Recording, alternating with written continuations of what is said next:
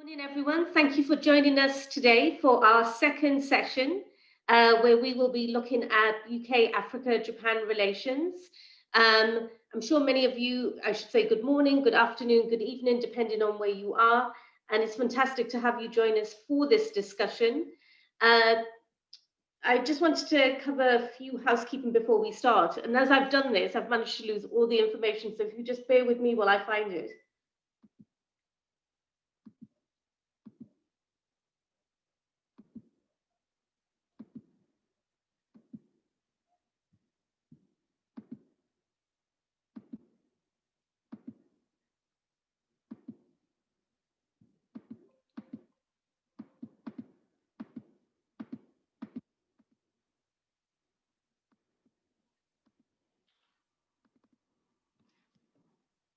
Apologies. So let me start again. Good morning, good afternoon, good evening, wherever you are. Thank you for joining us for the second part of our conference series, which is looking at Africa, Japan, and the UK, emerging partnerships beyond summits. At today's event, our panelists are going to explore the potential of triangulating and diversifying partnerships amongst African countries, Japan, and the UK in order to support mutual policy goals, as well as explore the place of summits in shaping our policy priorities and driving cooperation. Now, joining us to discuss this today, we have some fantastic speakers. We have Professor Scarlett Corneliusson, Professor of Political Science at the University of Stellenbosch, Norio Suzuki, Chief Planning Officer with BBO-XX, Tom Luff, who's the Energy and Infrastructure Councillor with the British Embassy in Tokyo, and Serge Mwange, founder and art director of W Africa, and finally Professor Tukumbi Lumumba Kasongo, who's Professor of Science, Political Science with Wells College. A little bit of housekeeping before we start. A reminder that today's meeting is on the record, which means that you may use the information from the meeting and may identify the speakers and any other participants. Please note the filming and recording of this event is not allowed without prior permission from Chatham House, but please do feel free to tweet the event using the hashtag #CHAfrica. To kick us off today, we have Professor Scarlett Corneliusson, so I'll hand over to now to say a few comments. But just a quick reminder as well, that please do feel free to send through any questions, thoughts, anything that you want to contribute to the discussion using the Q&A function at the bottom of your screen. But you can also use the raise hand function, and I will try to bring you into the conversation as we go through. So our speakers will speak, and then we will open it up for Q&A. So Professor Scarlett Corneliusson, if I can hand over to you to kick us off with our discussion where you're looking at evolving approaches and innovation in Africa-Asia relations. Thank you very much, Chair.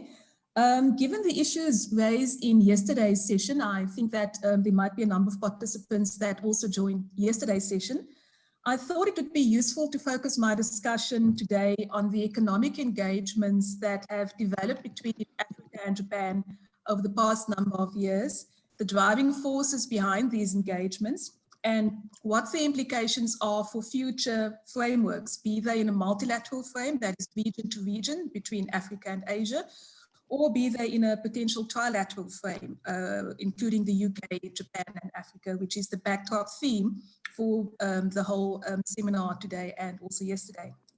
So in terms of the economic engagements between Japan and Africa, first to note that one of the most defining and significant aspects in Africa-Japan relations over the past decade is the way in which it has become shaped around a concrete business agenda. And that's been simultaneously by design and intent, but also as an unintentional outcome of changes in Japanese politics. TICAD V, the Tokyo International Conference on African Development, which is the Japanese organized development conference for Africa, TICAD V, which was hosted in 2013, is a clear watershed where the business agenda became more prominently and more aggressively promoted by the Japanese government. And this led many international observers to talk about the new TICAD, because to be honest, the TICAD cycle, the 3 cycles before TICAD V were rather lackluster platforms. And the underpinnings, the drive behind this shift to business promotion is both economic and a changing foreign policy orientation on the part of Japan towards Africa. It has been driven by Japan's resource and energy security interests, and it was also largely shaped by Abe diplomacy by former Prime Minister Abe Shinzo. And TICAD thus became something of a shuttle mechanism between the Japanese domestic and specifically domestic corporate sphere and Japan's external relations. So with Japanese government policy emphasizing investments more forcefully, TICAD started to structure corporate interests towards towards Africa in Japan. And at the same time, Japanese corporate interests started to define the TICAD agenda. Despite this foreign policy shift, it's noteworthy that Africa still only accounts for 1 to 2% of Japan's global FDI. And this has not changed over the past decade. This is according to JETRO statistics on Japan's outward FDI. The low level of Japanese investments in Africa has remained remarkably constant. And the larger pattern as far as Japan's Africa FDI is concerned has remained largely the same. So you've got the Sogo Shozo, the Japanese general trading houses, the mega Japanese corporations like Mitsubishi, Itochu, Sojitz, and so forth. They are the principal drivers of Japanese investments in Africa. The involvement is mainly in resource extraction. Investment is focused on mining and on minerals and metals such as platinum, iron ore, and copper. Investments reflect Japanese industrial needs, and investments are therefore conditioned by geostrategic interests and shifts. And in terms of the geography of Japanese investment in Africa, it's very much centered on South Africa. In 2008, according to JETRO statistics, up to as much as 80% of Japan's FDI was in South Africa. And Japan's trade is also, with the African continent, is also very much focused on South Africa. Just to interrupt myself here and to note that it's also worthy to point out that actually the UK investment patterns in Africa are very similar. The UK is the fourth largest investor in Africa. The UK contributes 6% of total FDI towards Africa. However, Africa only captures 3% of global UK FDI, and that's also been very constant over the past decade. And UK investments, like Japanese investments in Africa, are centered on the extractive sector. So up to 51% of UK investments in Africa is in mining and in quarrying. But going back to Japan's economic role in Africa, when you do the big picture or headline analysis, as I've now just done, then some key emergent trends are hidden from view.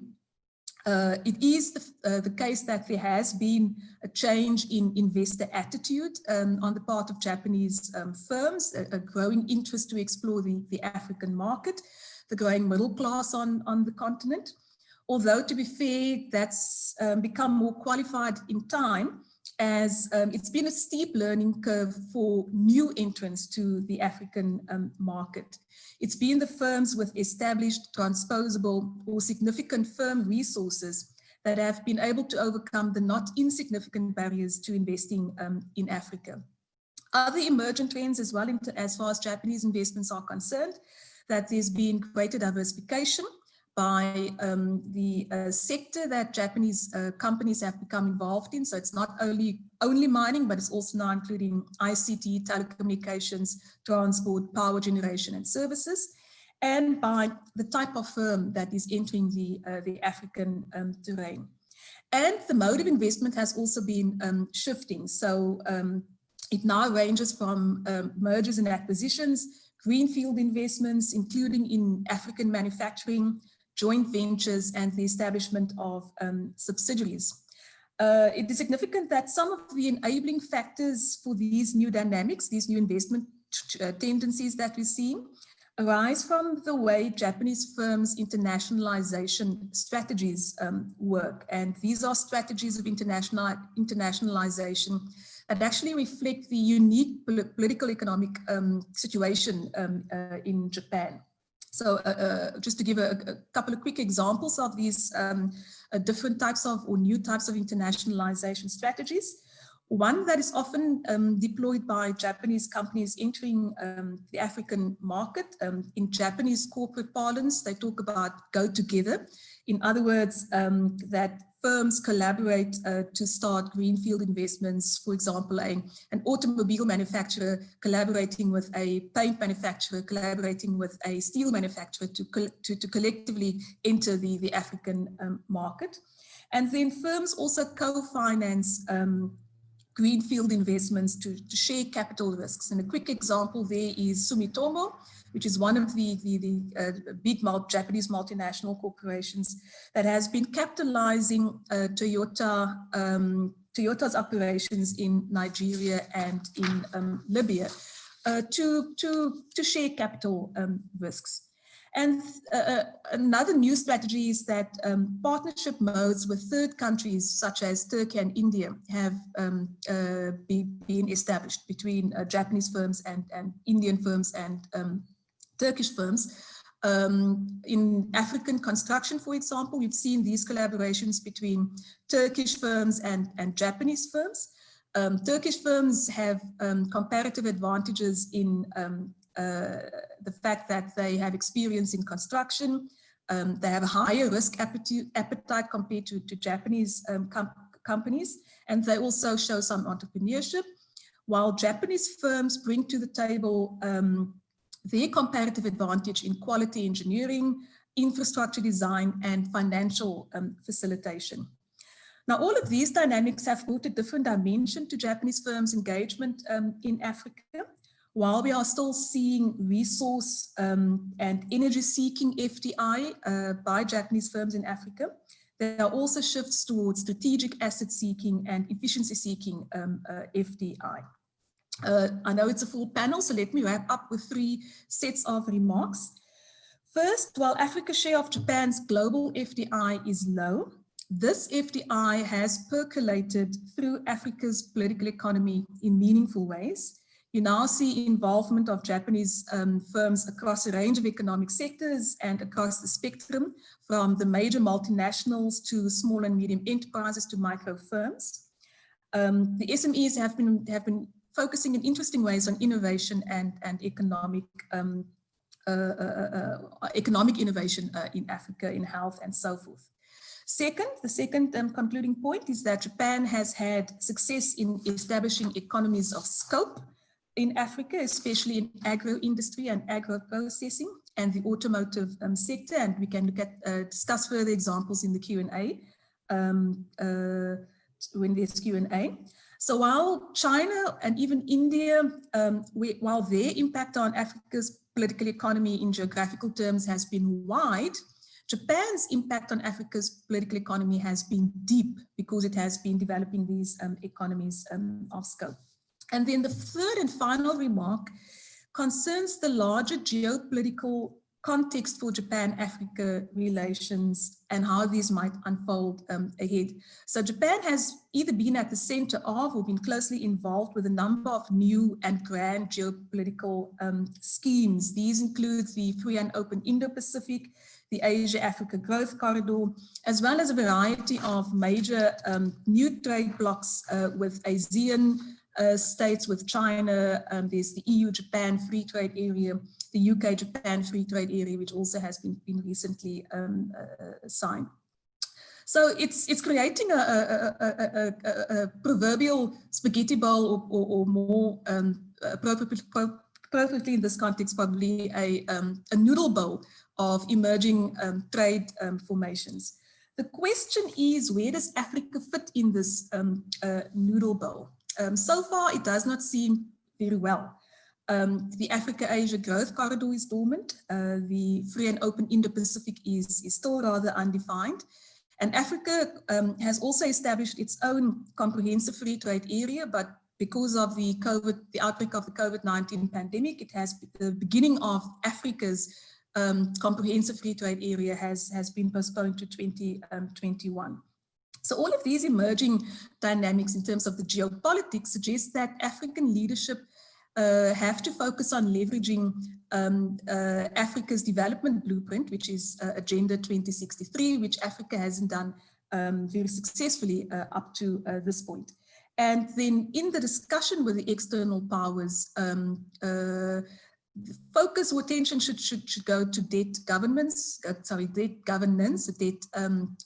sustainability, because we've been seeing that that's been an outcome of Chinese economic involvement in Africa. It's rising debt, as well as sustainable financing. And infrastructure remains important on the agenda, should remain important on the agenda. Thank you, Chair.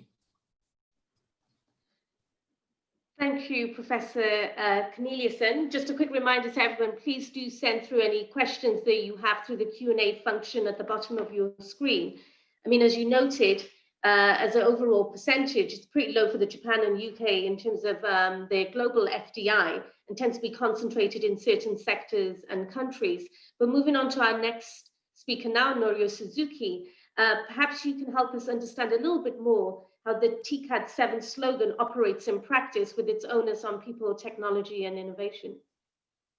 Thank you, Chapel. This is Norio Suzuki, and good morning and good afternoon to all of you. And Chapel, sorry, I didn't tell you beforehand how to pronounce the name of the company I'm now working for. It's called B-Box. It's named after battery in box, and it's a solar power company. And I'd like to explain what's happening on the ground in terms of TICAD VII. And Hannah, can you share the screen for the auditors? Or maybe I should do it myself. But in the meantime, I will explain what B-Box does. Oh, thank you, Anna. In terms of the TICAD VII slogan, which is people, technology, and innovation. I'm originally from Mitsubishi, and Mitsubishi Corporation, as Professor Corneliussen explained, has done a lot of infrastructure, large-scale projects, natural resource development, etc. But we are working with this new company, B-Box, to do something very innovative. And can you flip to the next page, Hannah? And the first word of this slogan is people. B-Box was formed 10 years ago to transform lives and unlock potential of people. And we have more than 270,000 active households as our pay-as-you-go solar home system customers. If you are not familiar with the terminology of pay-as-you-go, it's basically a lease arrangement. You see in this picture, our customers staying in house and watching TV, and B-Box provides TV, and which is connected to battery controller, which is further connected to the solar panel on the rooftop. And they don't buy it. They don't have to pay it upfront, but they rather make payment as much as or as little as they wish for a period, like 1 week equivalent or 2 weeks equivalent or 1 month. Then the switch is turned on. They can enjoy watching TV or listening to radio or charge their mobile phone. Of course, turn on their lights, etc. And if it expires, it's turned off, but they again make payment by mobile money structure, so they can go on. That's what we call as pay as you go. And we do this in 9 African countries, plus a little bit more in Asian countries. And more than 200,000 customers, meaning more than 1 million people. And of course, solar power is clean energy, no carbon dioxide emission. And in the past 10 years history, we have avoided more than 490,000 metric tons of carbon dioxide emissions. We are doing this business by creating 4 joint ventures in 4 African countries, like shown in the right bottom of this picture. Kenya, Rwanda, DRC, Togo are our main markets. And we have more than 100 shops in those countries, hiring more than 700 staff, more than 1,000 agents, and 300 technicians. So we are not just providing power to households, but we are creating employment jobs. And that's the way how BBOX transform lives and unlock potential of people. And by doing so, we are trying to achieve at least 10 SDGs, Sustainable Development Goals. And our particular focus is number 7, which is access to clean energy, and number 13, that is fighting climate change. Next slide, please. So the second word of the slogan is technology. And what I explained is shown on the left side of this picture. It's solar home system with battery and remote control system. And it's not the only thing BBOX is doing. We are doing so-called connected community, which is a large-scale solar power system with industrial or commercial customer, power consumer, like a school or telecom tower.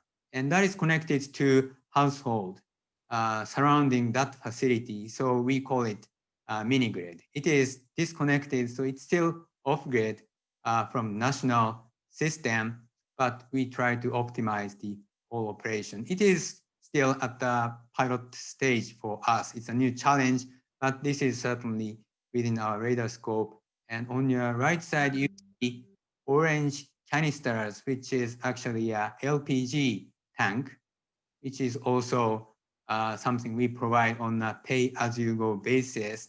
And you may say LPG is a hydrocarbon, it emits carbon dioxide, but we are reducing the emission because otherwise people cook by using charcoal, for example, which is quite polluting. So by introducing LPG, we don't just reduce emission of carbon dioxide, but we improve the air quality of houses for domestic cooking purpose.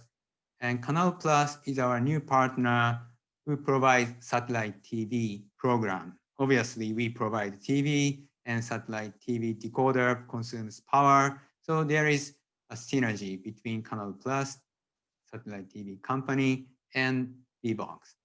And the last is water pump. Majority of our customers are farmers in Africa. So they would quite appreciate if we provide water pump. Pump is, of course, powered by solar panel. So we provide variety of technology, and that's our response to the slogan of TICAD VII. And next, please.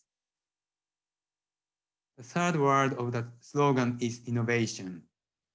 And BBOX provides a system called Pulse. And we think this is an innovation in this industry because it combines all those products and services what BBOX provides.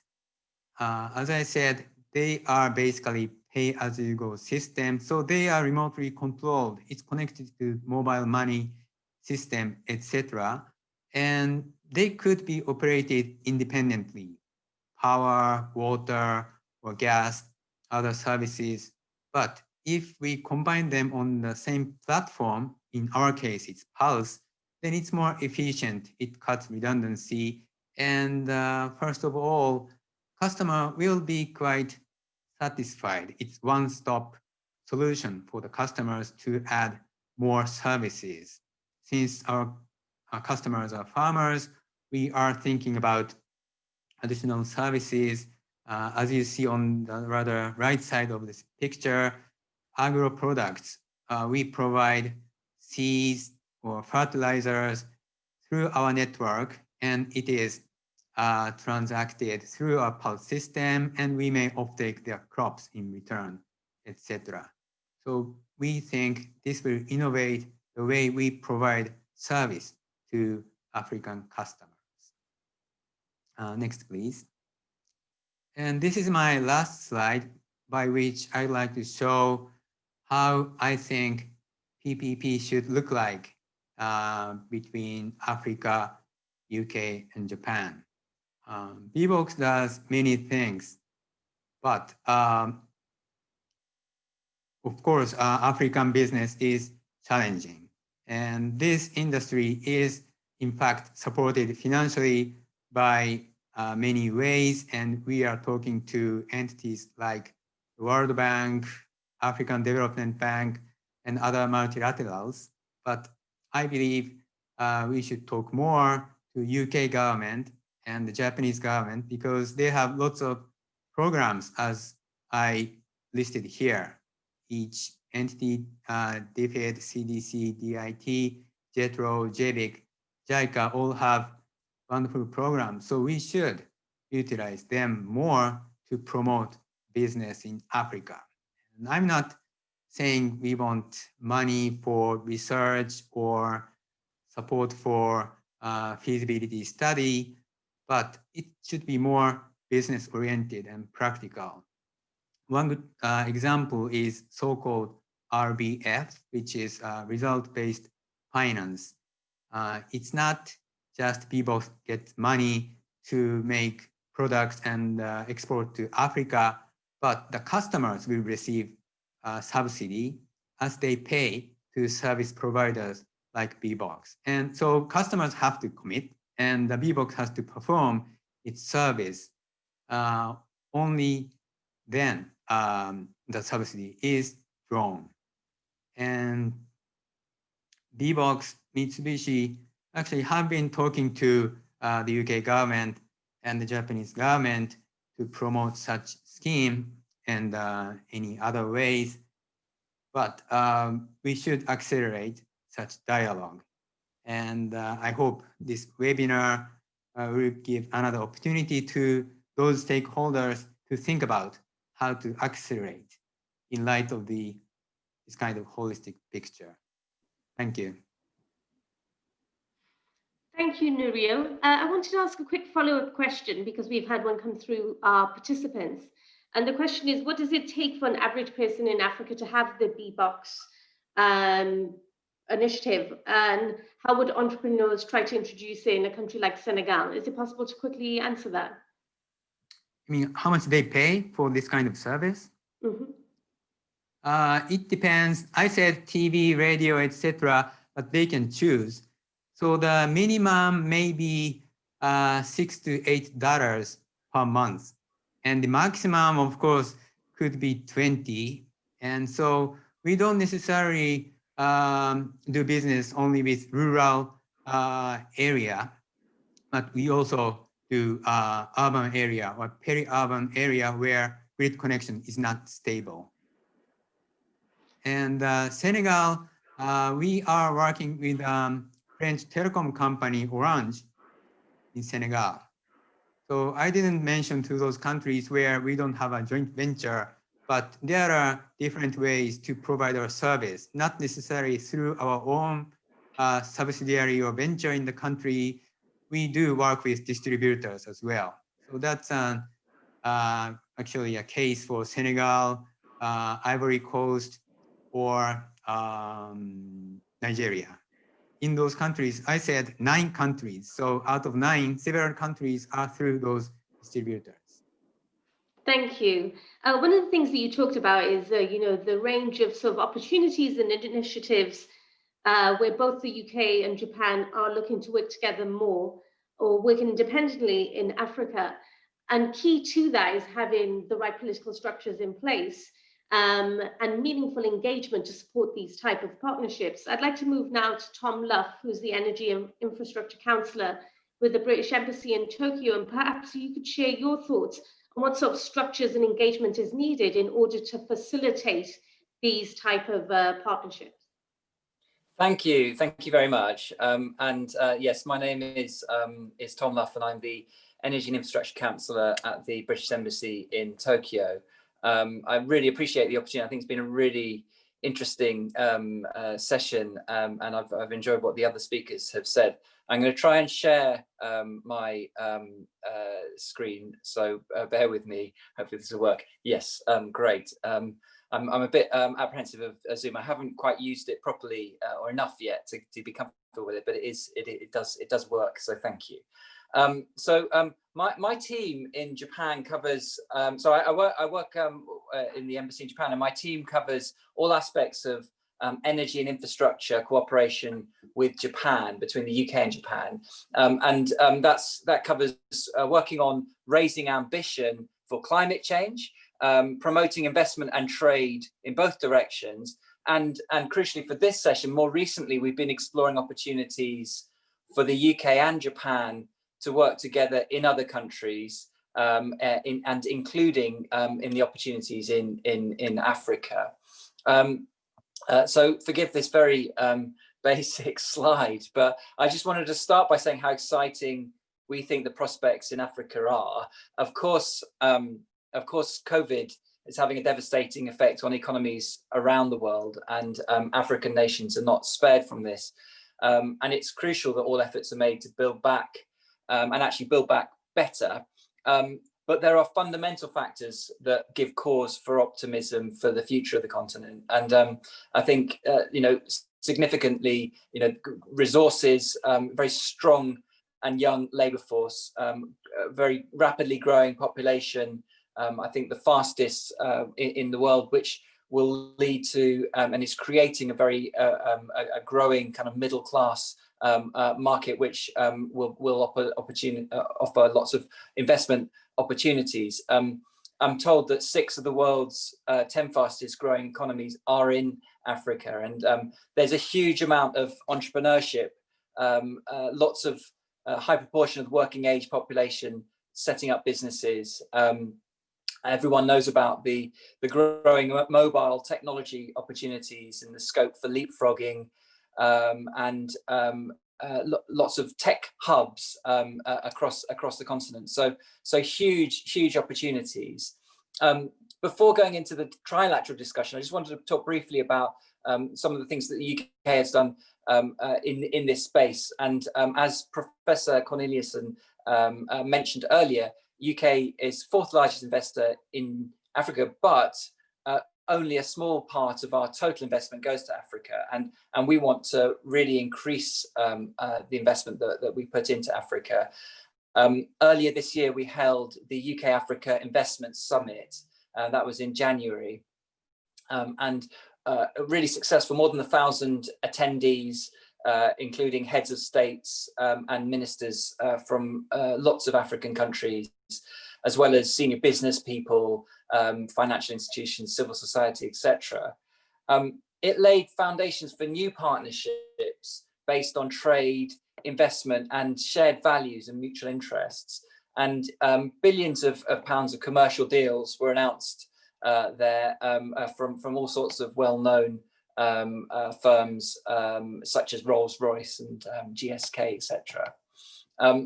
We also announced 1.5 billion of aid-funded initiatives that we hope will create thousands of jobs and mobilize much more investment, private sector investment in the continent in the future. It allowed us to announce some initiatives on boosting infrastructure financing, which is really crucial for growth. So 350 million of investment to support African governments to procure sustainable finance for high quality infrastructure. We established a new Africa Infrastructure Partnership with the Africa Development Bank, and also a big focus on enabling clean energy potential. So the Climate Accelerator Program, for example, and work on this is really important for us in particular as we head into next year, which will be the year that we host the COP26 summit. So really important work to be done there. So I've talked a bit about sort of how we do this, I suppose, bilaterally, but why partner? And I think this gets to the heart of sort of the rationale for this. Although the main focus of our work in Japan has been on that bilateral relationship with the UK and Japan, we've been developing our collaboration with Japan in other countries. And I think there are really strong reasons for doing this in the field of energy and infrastructure. Firstly, we have very aligned, shared objectives. I mentioned energy and climate in particular just then. And it's been really great to see Japan move in a really positive way on low carbon over the last sort of few months.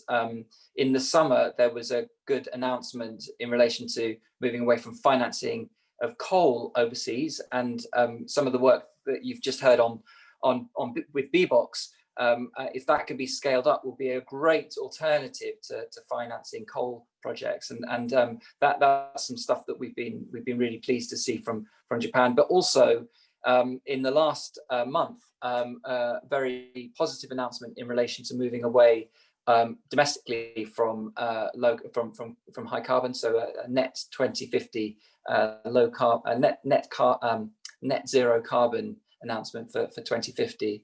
So that synergy of objectives is one reason. Commercial synergies also.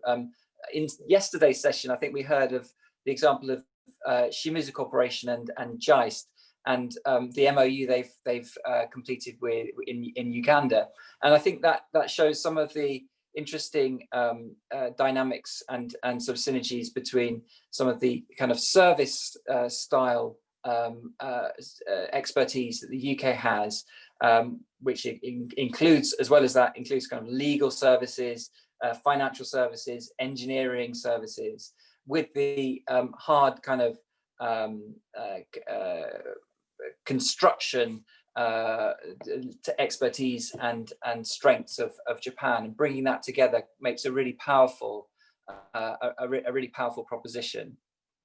I think just also, in addition to that, provision of choice, and in the region, we want to make sure that there are different infrastructure providers, and we think that partnering with other countries provides more choice, and it avoids there just being a very a narrow opportunity there. So in terms of some political and policy framework, so this is quite dense, this slide, but last year our two former prime ministers, so Prime Minister May and Prime Minister Abe, declared their desire to foster closer cooperation, closer collaboration to support connectivity within the Indo-Pacific region, and announced a UK-Japan infrastructure dialogue. And this Indo-Pacific banner is admittedly quite broad, but a key component for us is a focus on Africa. Since then, we've been working on sort of enacting that, putting that into practice, and we've had an infrastructure dialogue session between the UK and Japan to understand how we can overcome blockages to putting in place quality infrastructure, and supporting commercial sector practice on that. This actually sits alongside a longer standing development dialogue that we've had with Japan, and Japan and the UK, the third and fourth largest donors to aid budgets. And we've had an annual dialogue on that. And in this year's one, which was held last month, we focused mainly on global health and the COVID response, but also humanitarian assistance and famine prevention. In addition to dialogues, we also have established some sort of policy agreements and memorandums of understanding. So one is between our Department for International Trade and the department in Japan called JBIC, the Japan Bank for International Cooperation. We've also got an agreement with JETRO, and our credit agencies have set up insurance or reinsurance agreements so that they can cooperate there. And we're looking to establish more of these kind of agreements and dialogues across the system. We've also held events and webinars to bring kind of opportunities to each other's attention. And at the TICAD event last year, we had a stall talking particularly about sort of how we can work together in Africa. Oh, actually, and crucially, pipelines, sort of understanding what projects are coming up and how we can support those projects, giving more transparency there, working with sponsor governments, host governments across Africa to do that is a really important part of the work. As you've heard earlier, cooperation on energy access for UK and Japan in Africa is actually a really interesting proposition, and one we think has lots and lots of potential. I just wanted to just touch on the fact that at a high level, this is a hugely crucial objective. We understand more than 600 million people in Africa without access to a modern, affordable energy.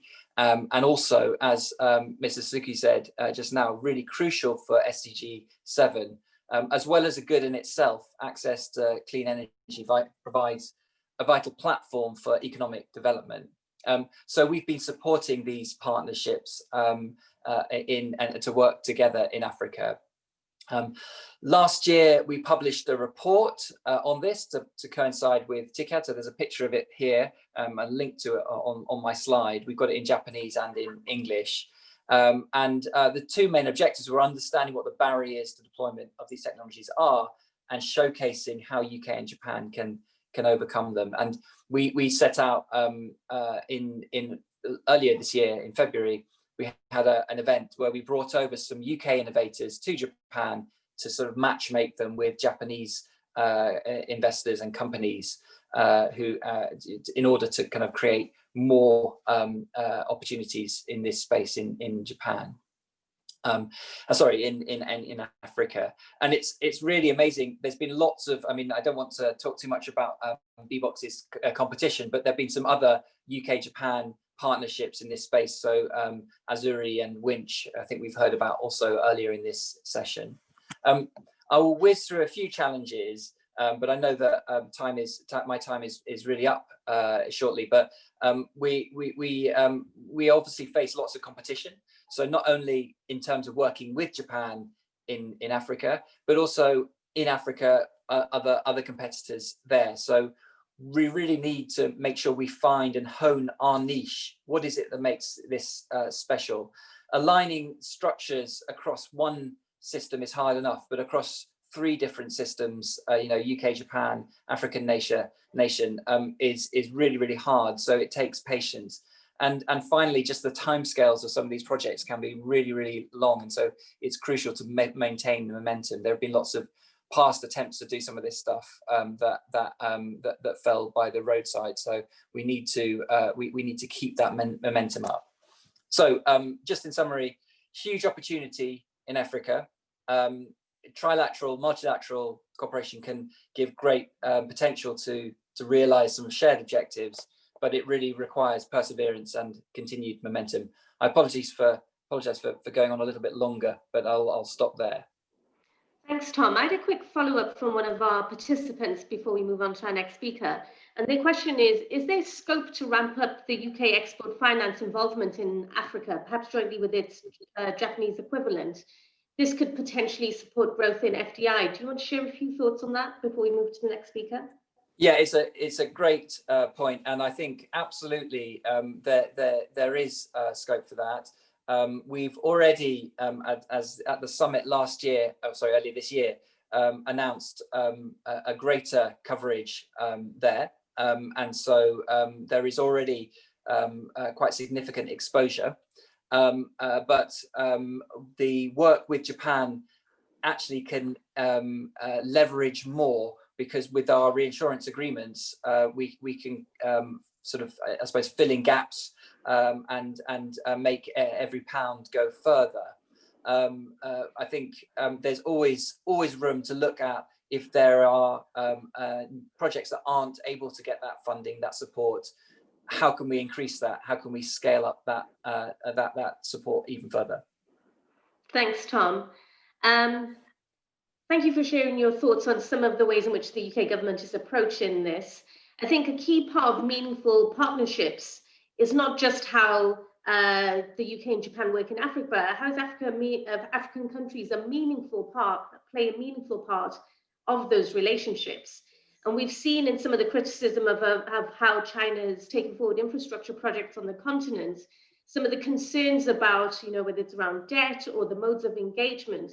And I think there's a soft power component here of how outside countries want to work with African countries in a spirit of meaningful partnership and what that engagement looks like. So our next speaker is Serge Mwange. And I wondered if you could talk a little bit to us about how arts and culture provide new frontiers for engagement that go beyond just the commercial and material ways in which countries seek to engage with Africa.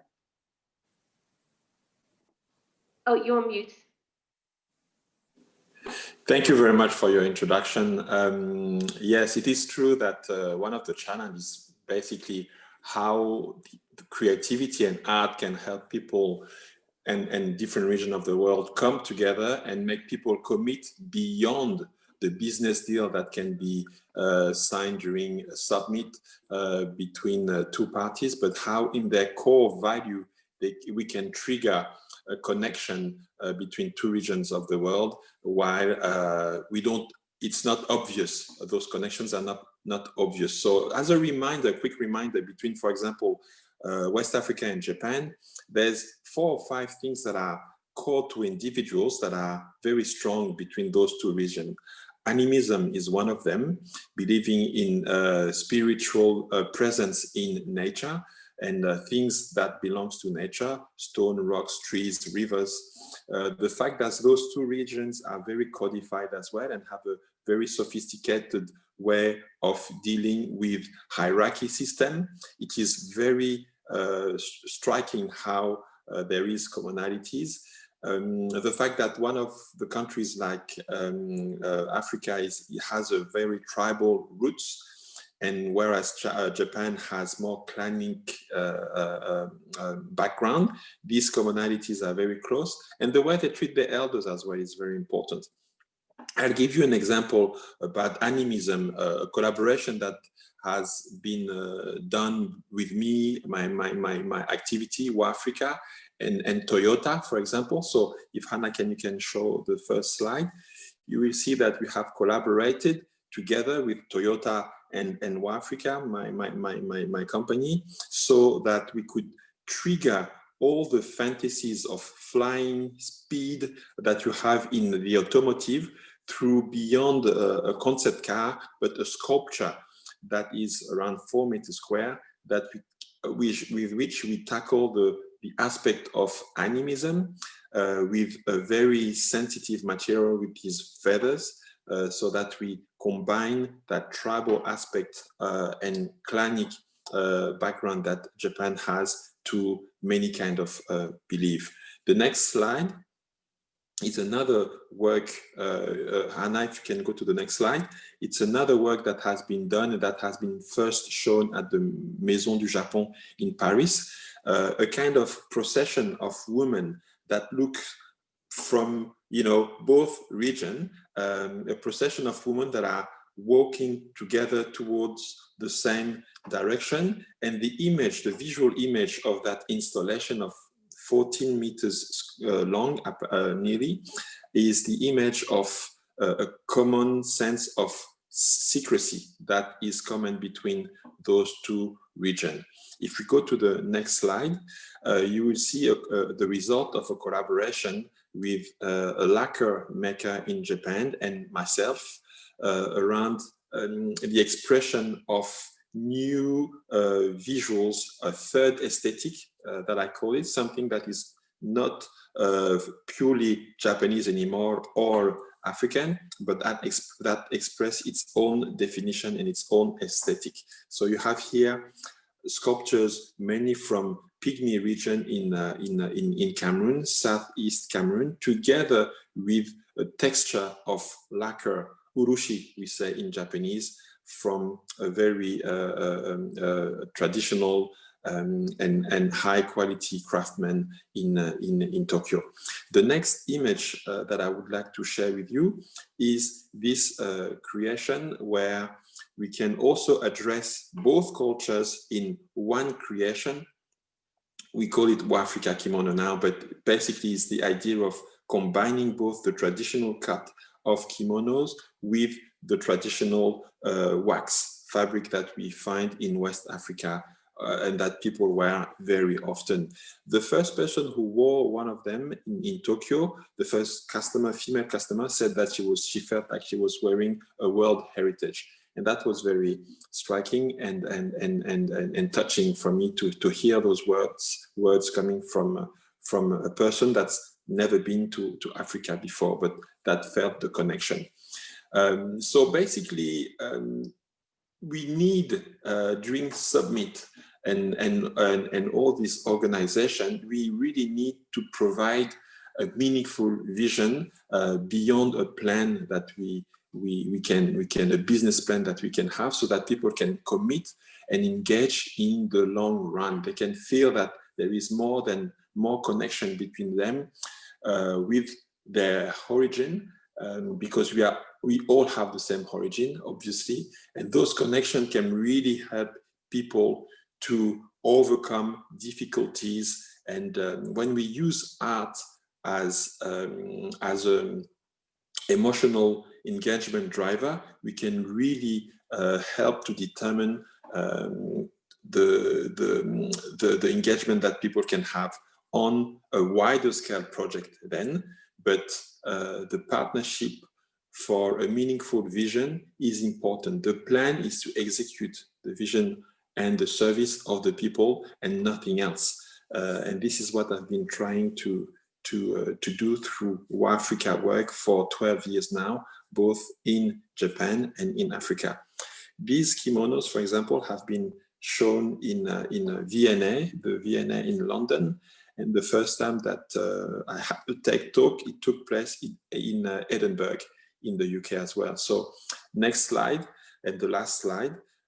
We need to engage beyond business. We need to engage in our guts with what we are, where we come from, and create the connection. And I believe that art and culture can really help to cross new boundaries. Thank you very much. Thank you, Serge, and thank you for sharing those beautiful images. I think it's really important, as you stress, like, how do you build modes of engagement that go beyond just the kind of, material to form these kind of deeper partnerships. So thank you for sharing some of the ways in which you've done that. Moving on to our last speaker now, Professor Tukumbi Lumumba-Songo, who's Professor of Political Science at Wells College. If you could share your thoughts with us on how we might navigate this multipolarity, so it doesn't become about countries outside of the African continent then playing out whatever their geopolitical aspirations are within the continent, but how can we then have these meaningful trilateral frameworks that work deeply with their African counterparts?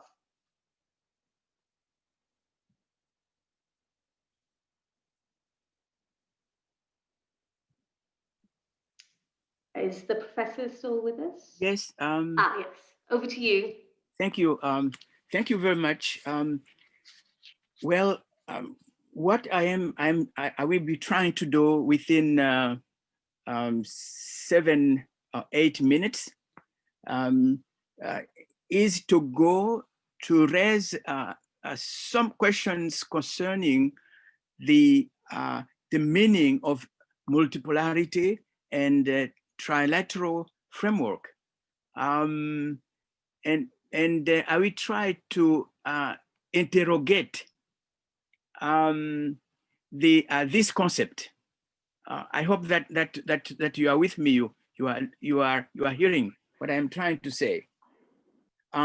Navigating multipolarity and a trilateral framework means, first of all, that the actors who are involved in this process, that they have objectives, that they know where they're coming from, and that they have tools, and that they have destiny, and they have planning.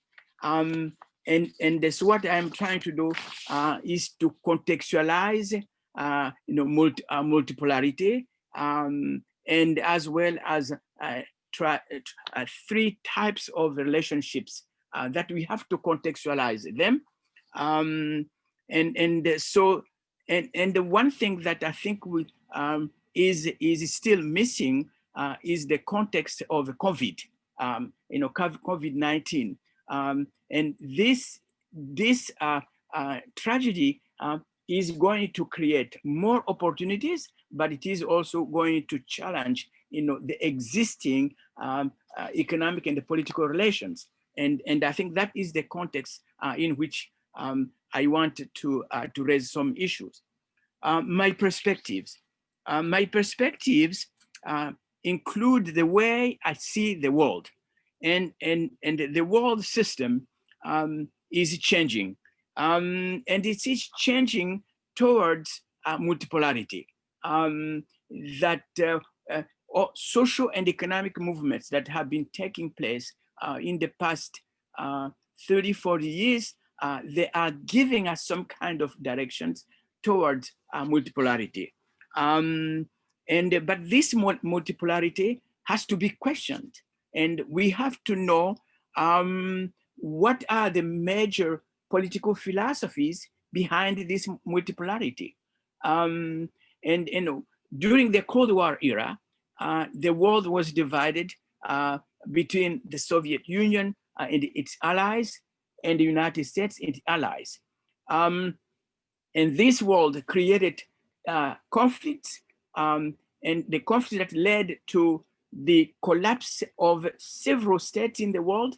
And of course, we were in a situation of a Cold War, which means that we had many proxy wars in Africa, in Asia, and many parts of the world. Although Washington and Tokyo and Washington and Moscow did not fight by themselves, but there were proxy wars everywhere.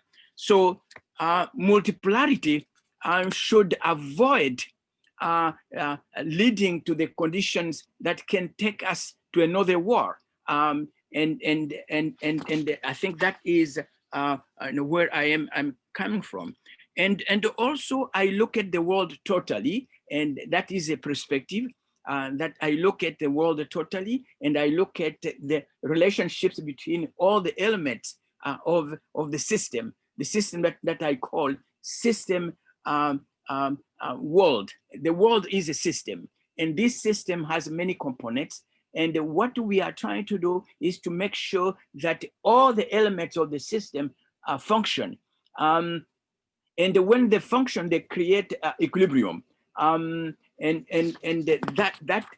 that system also must have history and a structure. So I am coming from that perspective that the world is a system, and that system not only it has elements, but it has structure and it has a history. And we have to connect, whether it is a business, whether it is in the area of engineering or the area of agriculture, that we have to look at whatever products that we are using in a relationship to others, in a relationships to society at large. So that is a perspective. And another, I think, perspective that I wanted to look at here is that this multipolarity is giving us more opportunities, but at the same time, I think challenging what is. We have today in Africa, or in the world for that matter, we have Asian capitalists, we have Nigerian capitalists, and we have South African capitalists, we have American capitalists, and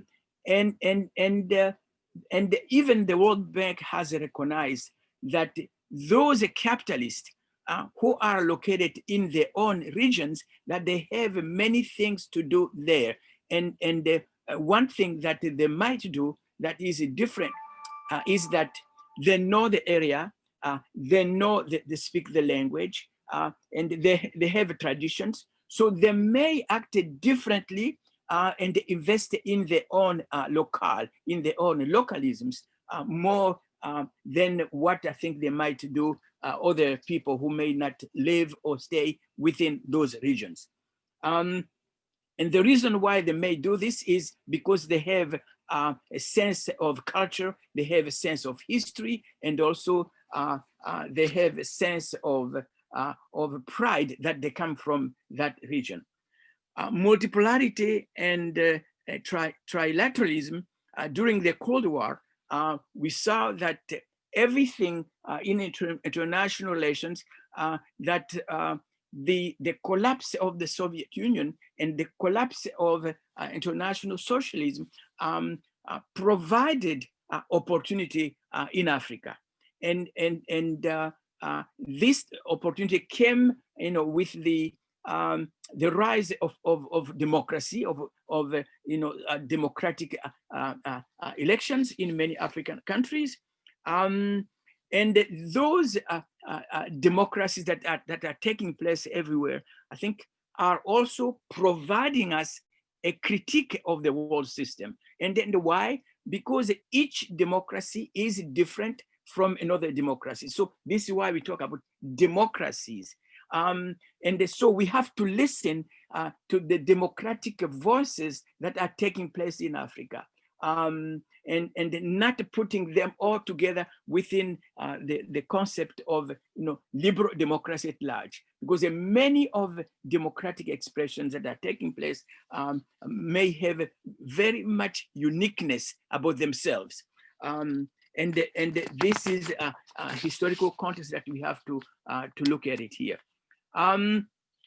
As a political scientist, as social scientists, we have to put our reasoning within the context of learning. And the context of learning here is that multipolarity is coming from interdisciplinary, it is coming from multidisciplinary approaches, where sociology, where political science, where anthropology was, where business, that all these disciplines must be taken seriously to avoid the fact that what the African countries have suffered, on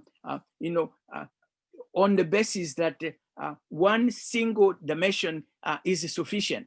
For instance, business is a business. I think we have to link business with the sociology. We have to link a business with the politics. We have to link engineering with anthropology and with medical fields. And so we have to look at relationships of the disciplines that are providing knowledge. And now I think one thing that someone I think did mention about that is we are the many African countries, many African universities now, there is the discipline that we call indigenous knowledge, and I would like to see how business people who are involved in the business can understand, can link themselves to the indigenous knowledge, whether it is in South Africa or it is in Cameroon, that these indigenous knowledges, they focus on local objective realities. And so I would like to see more of these connections. And in social sciences, it means that we have to do more anthropology, more ethnographic studies, more sociology, and link ourselves to the discipline of learning comprehensively. And I think I would like to make a few comments on BRICS. The Brazil, Russia, India, China, and South Africa. Well, the BRICS is reflection of this multipolarity.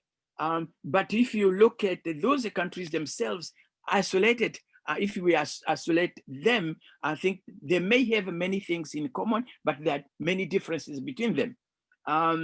You know, Brazil, Russia, India, China, and South Africa, they are located in different geopolitics, but they have something in common.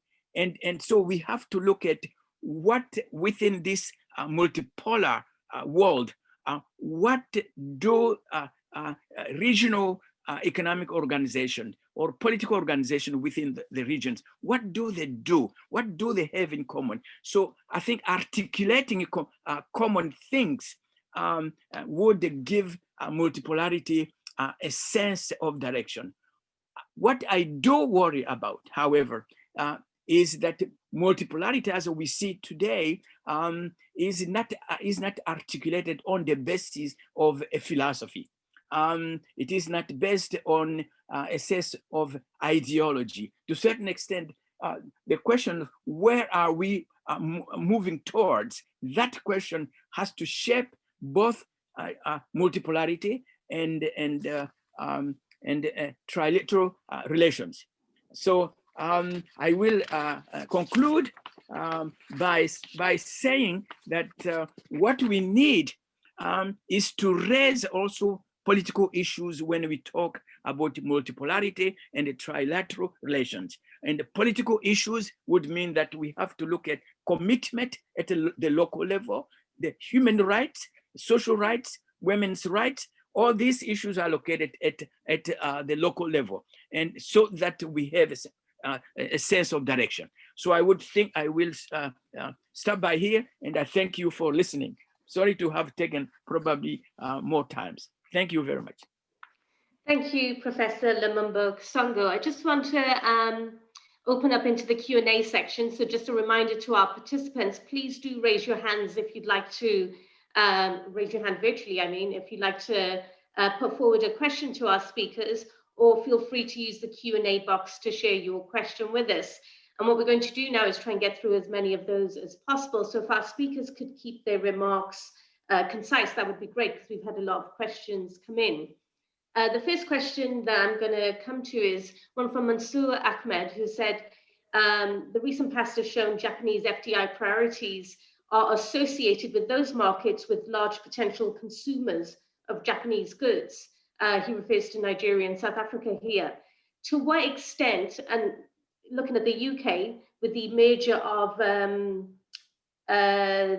the Department for International Development with the Foreign Commonwealth Office, so the new FCDO function, which brings together development and foreign policy interests, to what extent do Japanese or UK interests balance African interests and where investment is needed? It would be great to hear from our speakers on their thoughts on how that balance is struck or could be struck in a way that's more, achieves more parity. So perhaps if I can go to our first speaker, Professor Cornelius, if you're able to come in on that. Corneliuson. Okay, yeah, thank you. And thank you to the participant for posing that question. Yesterday we had a very interesting discussion. One of the presenters spoke about African agency, and this is something that of course has to bear in on any discussion about investments in Africa, the involvement of external powers in Africa, and so forth. And I appreciate the comments that Professor Lumumba Kasongo made about local political realities and how those things are very important in Africa's engagement with the external powers. I just do want to point out that a theme in my talk was about the low level of FDI coming to Africa, both from Japan and from the UK. And to some extent, if there's a shortage of FDI, if FDI is not at the level that African leaders would like it does point to problems of governance within countries. So FDI is deterred because of governance issues, institutional issues, within African countries. So that's also something that has to be put on the table, is that Africa should also come to the table in terms of addressing institutional issues within Africa. Thank you. Thank you. Tom, I wondered if you were able to come in speaking from the UK perspective. Yeah, thank you. Yeah, I mean, fundamentally, any plans that are made have to be done with partners.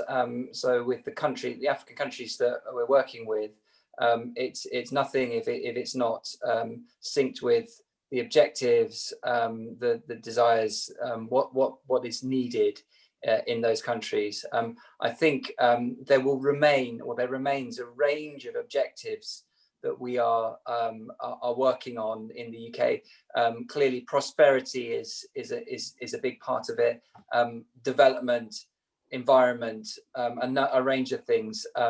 Merging departments often gets more kind of press, more attention than perhaps it deserves. But it's basically an organizational thing to make sure that we can work better together.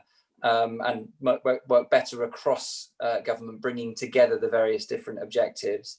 And I think a big kind of perhaps policy shift has been to say actually trade and investment are really the drivers for development. I mean, I know this has been something that we've often said before, but I think the summit at the beginning of the year really tried to show that it's not just about it's not about trying to help out. It's actually about mutual interest, mutual understanding, and therefore encouraging trade and investment to drive economic development. Thanks, Tom. I wonder if I can bring in Sana Nane, who's got a related question for Professor Lumumba Kasongo. Sana, are you able to ask your question?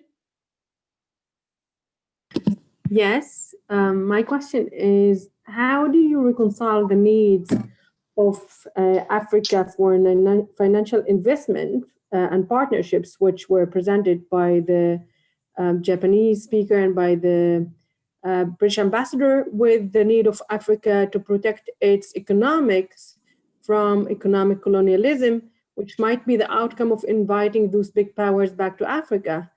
How do you reconcile the two, the need to protect and the need to have the investment?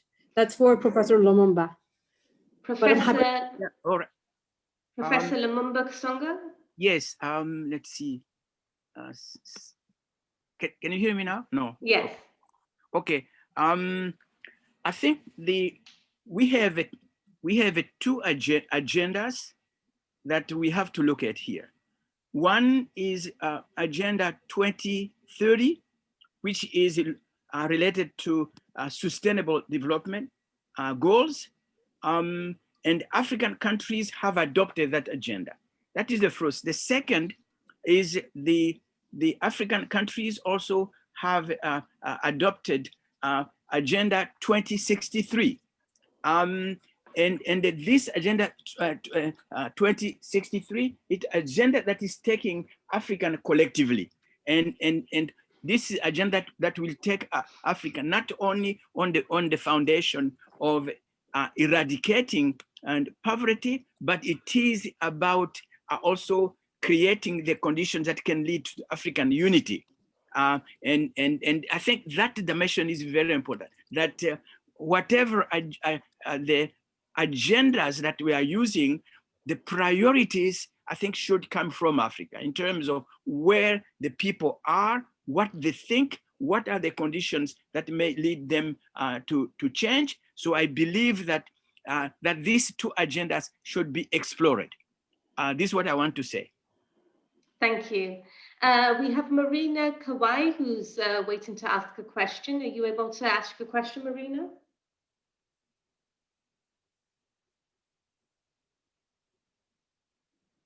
Hello, good morning. Can you hear me? Yes. Thank you so much for a very, very interesting conversation. I'm a Japanese engineer. I work for a steel manufacturing company, and at the moment I study politics and diplomacy at the University London School of Economics. And I'm in charge of the business development in infrastructure, mainly bridges, ports, and building in Southeast Asia and Africa. And until now, I was engaging with a project that founded with the Japanese government. We call it ODA project.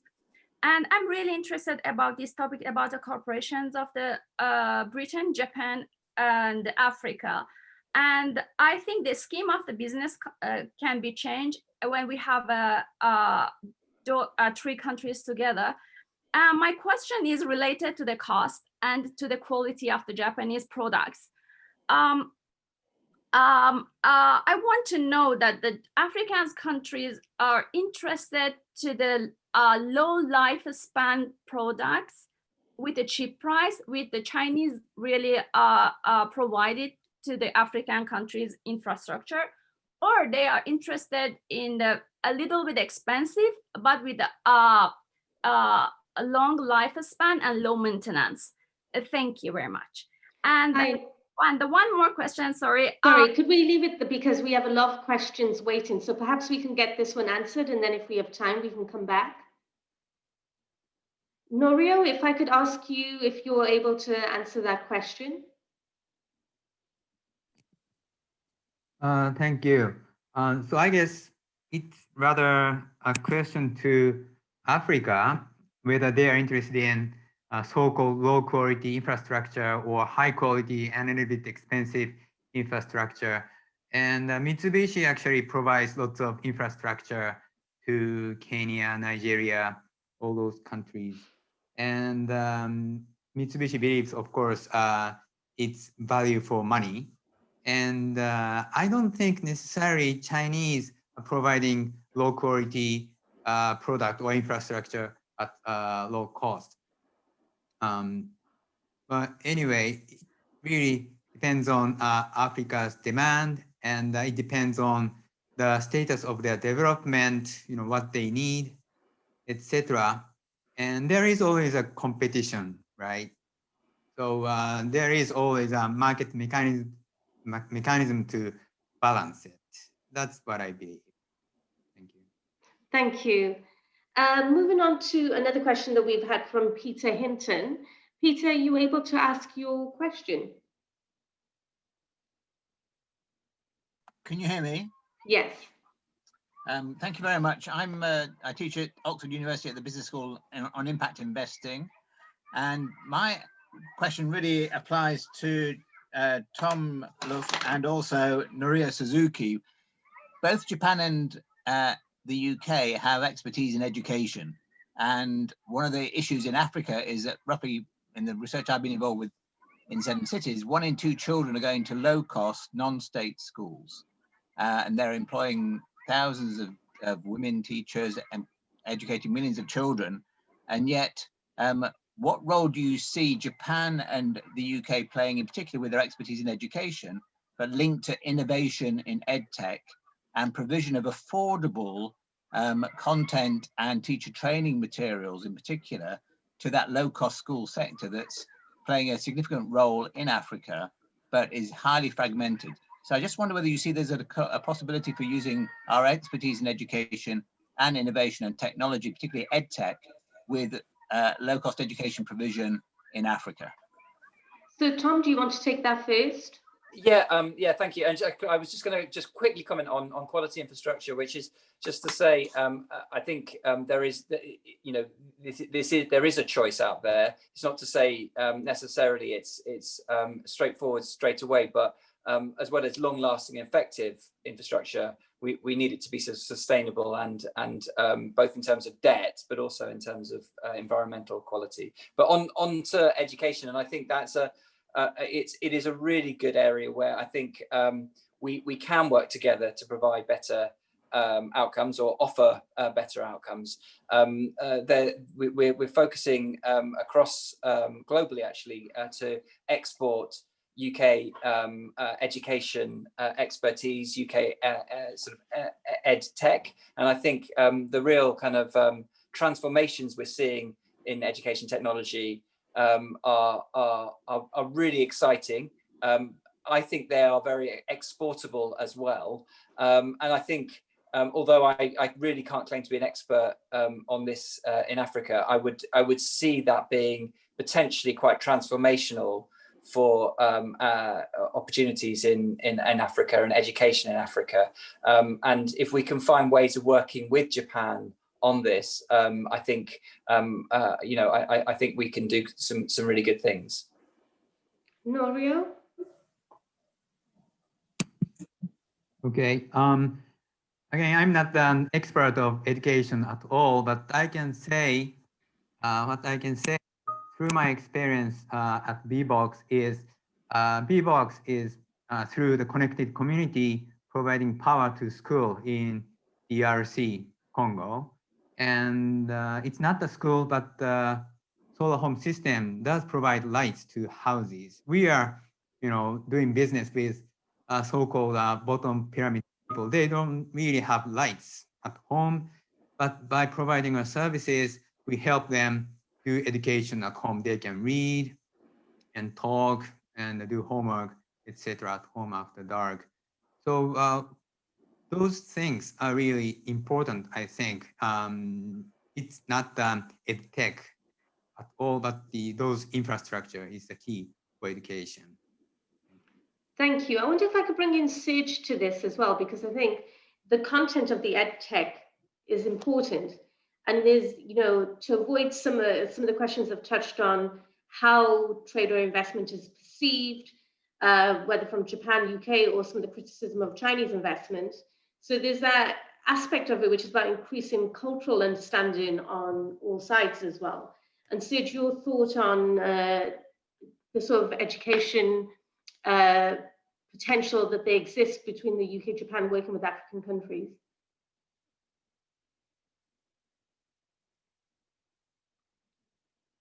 Serge, are you there?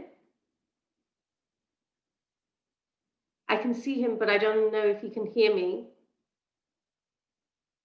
Well, why don't we move on to the next question, and then if I'm able to get a hold of him, I can come back to him. Is Ian Turnbull on the call? I wondered, Ian, if you wanted to ask your question.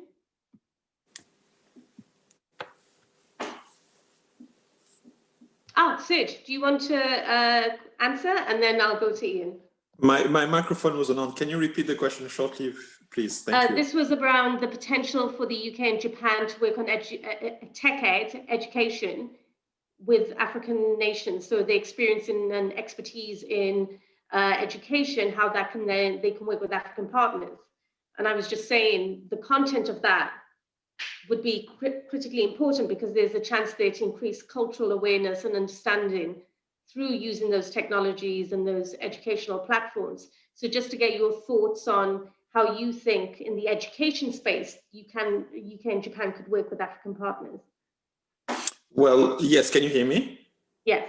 Yes, okay. Well, the education is one of the key elements of creativity, and creativity, as everybody know, is in terms of collaboration, is more than important, and that's something that we tend to put aside versus science and engineering and things like that. But when you, through education, try to tackle even more creativity and make it available, and trying to connect people through that creativity scheme, then you have extremely good results in long term and short terms as well. So I agree with what has been said before, but also in addition, we have to address the art and cultural world and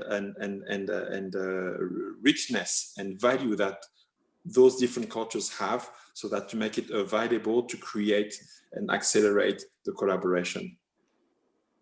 Thank you. I'm going to turn to Ian Turnbull now. I'm not sure if he's able to ask the question that he had. Thank you. Hello, you can hear me all right? Yes. Okay, I realize it's such a big question. I'm asking really for a response that the International Atomic Energy Agency is struggling to develop. I like the idea of Africa itself coming to terms with nuclear power and developing the insight and skill to manage it, rather than having it imposed upon them by our very developed Western mind? I can't think of a clear answer, even I'm just thinking aloud. I've just enjoyed this gathering and the different points of view coming to it. So thanks. I won't go any further with this. Thank you, Ian. I guess your question was around nuclear electric power, which several African countries are considering, and Japan and the UK have both good and bad experiences with that. And the question is, would you commend this technology to Africa? So it'd be interesting to hear our panelists' thoughts on this. Tom, did you want to kick us off? Thank you. Yeah, it is a big question, and I don't think I can do it full justice. I think nuclear, we have found and we believe, can play an important part in the fight against climate change and the provision of safe and secure energy supplies. But clearly, it requires huge investment. And that's one of the things that we've struggled with in recent months and years to bring that about. Although we do have a good pipeline of projects going forward in the UK, but one of the ways of tackling that is potentially to find smaller scale nuclear reactors that can be financed more easily, and we call them small modular reactors. And that's something that we are exploring in the UK, as well as trying to get larger scale ones rolled out. Similarly, I think Japan, so this is a great area where we are cooperating with Japan. Their applicability to other countries, I think, will be case by case about what other sort of energy opportunities there are, what other resources they have, and the ability to make sure that the sort of safety standards are in place. But I think fundamentally, in terms of research and development and thinking about these things, you're absolutely right to have views, voices from the African continent in this area is hugely valuable. And if I can now, I think we have time for one more question, and perhaps if I can ask Professor Connell and Professor Lumumba Kasongo to address this question. One of our participants has asked, they're currently working on a large-scale comparative research project looking at urban infrastructure projects in 3 different African cities, and have noticed the increased engagement of JICA in this context in the urban sector. Any insights from either of you onto what is driving this shift or this focus on the urban? And do you think there's a risk here that the rural is going to get left behind? And there are still many African cities where, African countries where a large part of the informal economy, large populations still reside in the rural sector. So Professor Connell. Thank you, Sylvia. Sylvia is an alma mater from Stellenbosch University, so it's very nice to connect again with you. Just very briefly, I know that time is short. JICA has actually for a long time been busy as far as infrastructure development is concerned in Africa, and it's actually part of, it's built into Japan's aid philosophy, and you see a lot of that happening in terms of JICA's involvement in Southeast Asian infrastructure development. So infrastructure is seen as a fundamental component of development.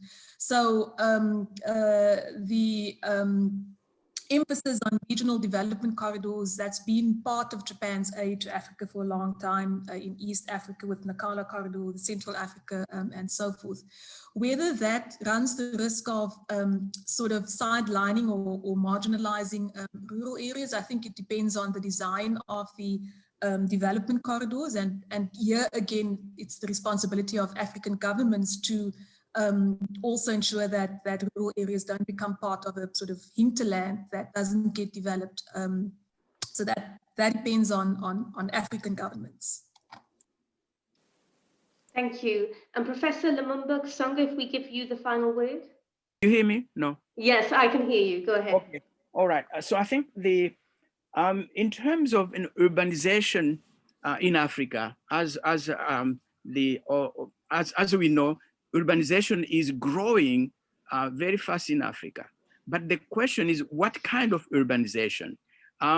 Because the people have been moving from rural areas to urban areas, but there are not enough jobs for them to work in urban areas. So, which means that urbanization now in many African countries, in large cities like Lagos, like Kinshasa, we find so many people who are not employed. And so they come into banditry, they come into becoming the stealing, they come into criminality. And so I think what we need to have a different model of urbanization, which is highly decentralized, and in which I think there is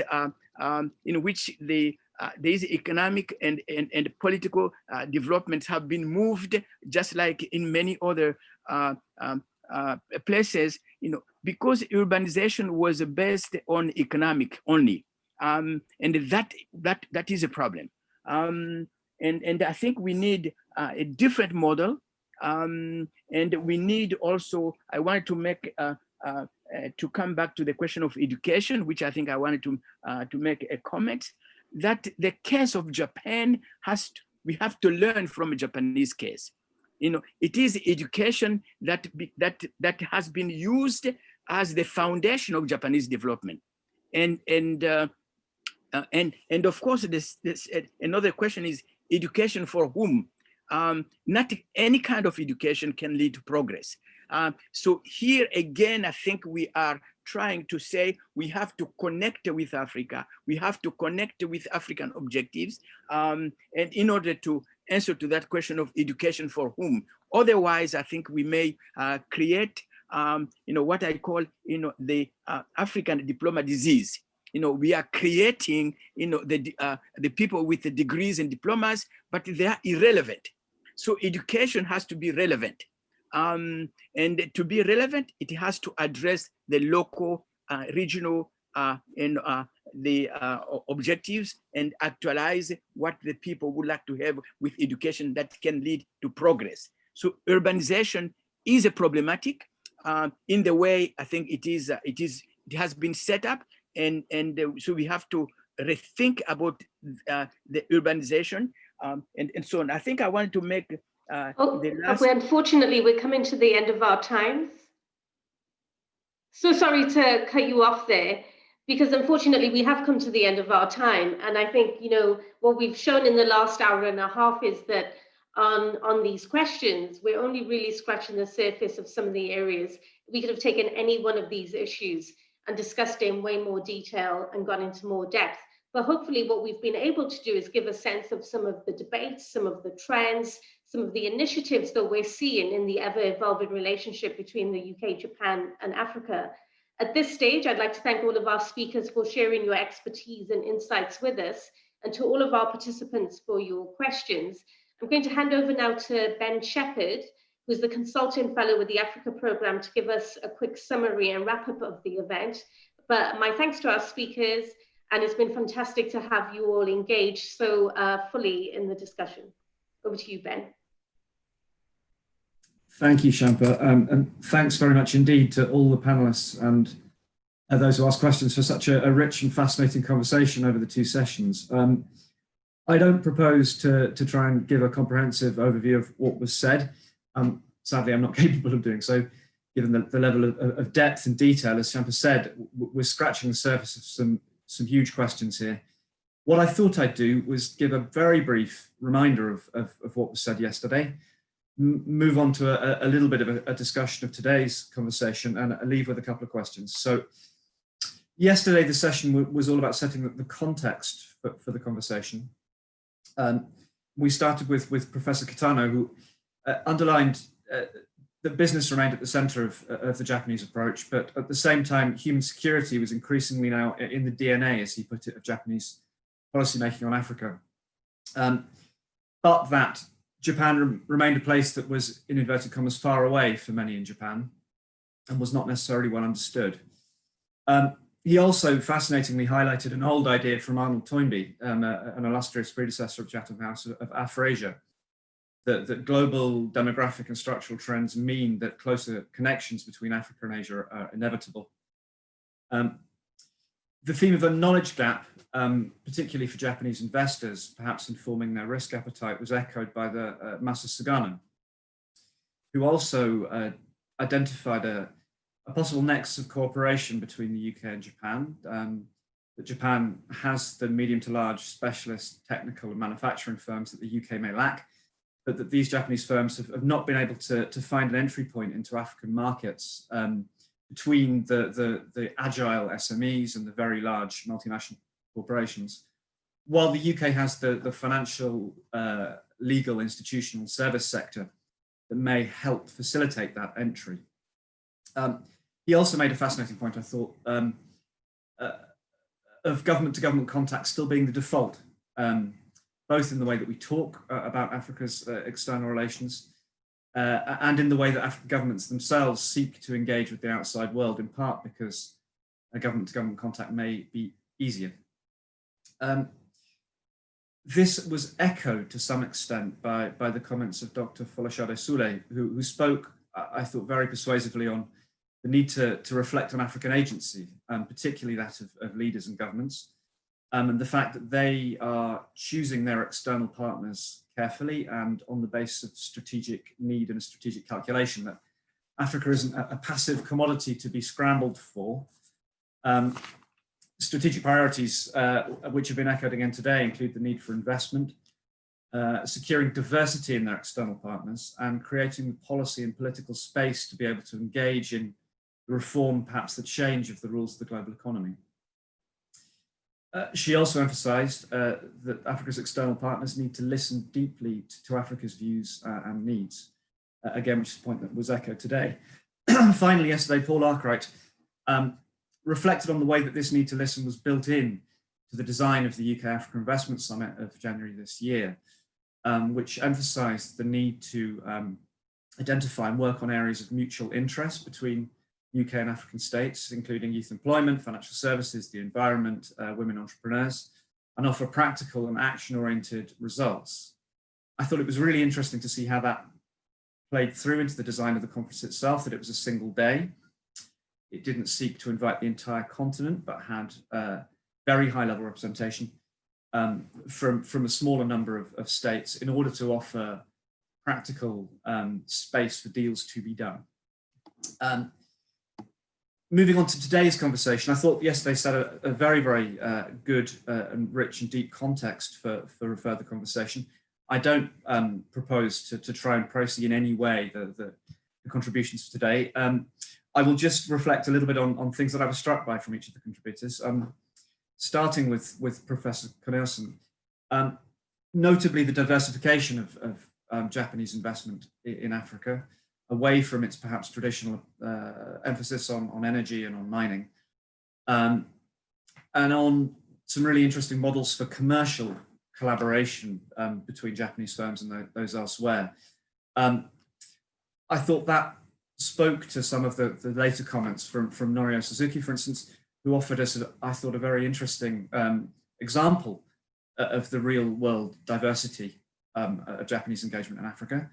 And the real world impacts that can have, combining the latest in tech with the development agenda to have real impacts on lives across the continent. Echoed in a different way by the comments of Tom Luff from the embassy in Tokyo, who to some extent mirrored what Masa Sugano had said yesterday about this natural, to some extent, possibility for collaboration between the UK and Japan in terms of the fit between the tech specialization on one side and the services on the other, and presented, I thought, a persuasive case for the potential for collaboration on things like energy. Serge Mwange, beyond the absolutely stunning images, which I was very pleased to have seen, reminded us of the importance of moving, as he put it, beyond business and engaging beyond business. Thinking about cultural ties, thinking about some of these deep echoes that we may find across cultures, and the need to think about soft power and how it plays into this conversation. And finally, Professor Lumbukasongo, who again gave us a very timely reminder of the importance of history, of the way that perhaps we have not collectively yet moved our conversation, or the way that we frame our conversations, away from a past in which there were clear ordering principles in international relations, and also in the way that the world engaged with Africa, which moved from the Cold War to the post-Cold War consensus, that we're now moving into a multipolar world, and it's a multipolar world that we're not going to escape anytime soon, and that there are, as he put it, a diversity of democratic voices in Africa that very much need to be reflected on. So those were my takes from the presentations. I hope I haven't misrepresented anyone too badly. As I said, I thought they were extraordinarily rich, extremely interesting, and provide the basis perhaps for continuing this conversation in any one of a number of important and interesting directions. I wanted to leave with two final thoughts. The headline for the 2 days of discussion has been essentially moving us beyond summits. And for me, that the world beyond those summits is a multipolar world, as we've said, one of enormous diversity and enormous complexity. There's the diversity of investment approach, of sector, of level. There's the soft and hard power question. 2020, if nothing else, has been a reminder of how fundamentally unforeseen events can change the context within which we are all seeking to work. So I think it's worth reflecting on the fact that we are scratching the surface and there are no easy answers to these questions. And it brings me on to my second and maybe more important point, which is that framing matters. And we frame these conversations, in this case, UK, Japan, and Africa. And it strikes me that one of those things is not like the others. We're talking about two countries and a continent.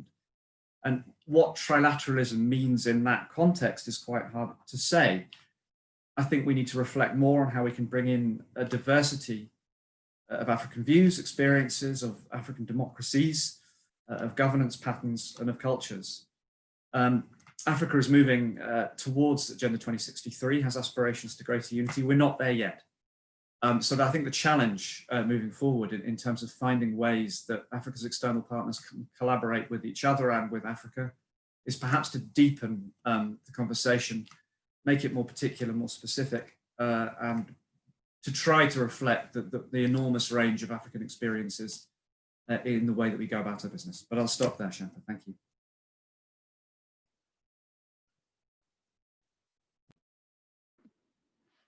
Thank you, Ben. Once again, to say thank you to all of our participants and to all of our speakers. Thanks, Ben, for doing such a comprehensive wrap-up. And we look forward to seeing you at future discussions, because as Ben was saying, you know, we've really only, one of these things really is not like the other. The UK-Japan engagement with Africa is a vast continent, great diversity, and lots more to explore. So thank you all for joining us today.